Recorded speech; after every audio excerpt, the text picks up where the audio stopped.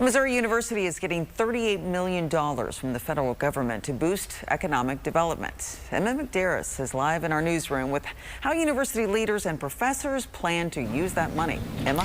Lee, at Missouri S&T, they have been chosen as just one of 6 tech hubs across the country to help America compete on the global stage.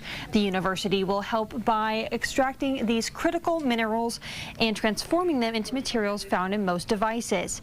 Critical materials would then hopefully draw in companies, which would create jobs for surrounding communities. David Burrock, the dean of the College of Engineering and Computing at S&T, says all kinds of companies can be utilized in this process. Looking at companies who might want to mine things, mine these materials, extract them, so other sorts of mining companies and I guess the companies that sort of surround themselves around that sort of aspect. But ultimately you're going to look at companies who want to build battery plants or want to have chips and things like this. All sorts of things are made with critical minerals.